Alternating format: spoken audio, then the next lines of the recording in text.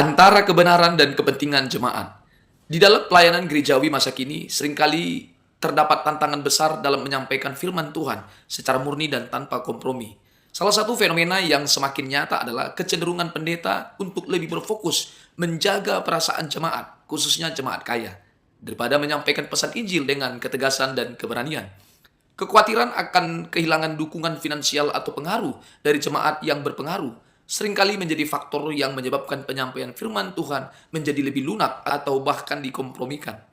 Namun jika gereja dan para pendetanya benar-benar ingin menjalankan amanat Injil dengan setia, maka mereka harus kembali kepada prinsip dasar pewartaan firman Tuhan, menyampaikan kebenaran yang menyucikan hati, bukan sekedar menyesuaikan pesan dengan keinginan jemaat. Di dalam banyak gereja, jemaat yang memiliki posisi sosial dan ekonomi tinggi seringkali berperan dalam mendukung keberlangsungan operasional gereja, baik melalui perpuluhan, persembahan, maupun bantuan finansial lainnya. Kontribusi ini tidak dapat disangkal memberikan dampak signifikan terhadap perkembangan gereja secara institusional.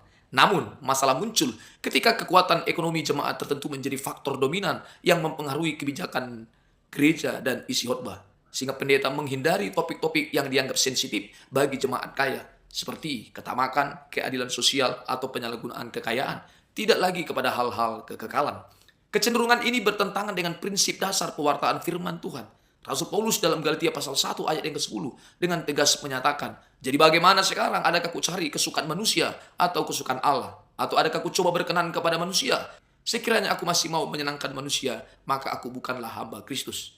Pernyataan ini mengingatkan bahwa seorang pendeta bukanlah pelayan manusia, melainkan pelayan Tuhan yang harus lebih takut kepada Tuhan daripada kepada manusia, termasuk jemaat kaya yang berpengaruh.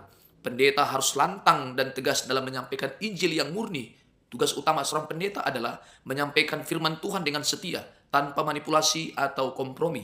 Di dalam 2 Timotius pasal 4 ayat yang kedua menegaskan, beritakanlah firman, siap sedialah baik atau tidak baik waktunya. Nyatakanlah apa yang salah, tegurlah dan nasihatilah dengan segala kesabaran dan pengajaran. Gereja seharusnya menjadi tempat pertobatan, bukan sekedar tempat nyaman. Jika gereja hanya menjadi tempat untuk memberikan kenyamanan emosional dan psikologi bagi jemaat tanpa menyentuh aspek pertobatan, maka gereja kehilangan fungsinya sebagai tempat transformasi spiritual.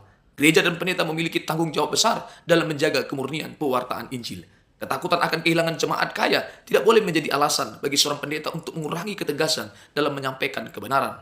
Pendeta sejati harus berani dan lantang dalam menyuarakan kebenaran, meskipun kehilangan popularitas atau dukungan materi.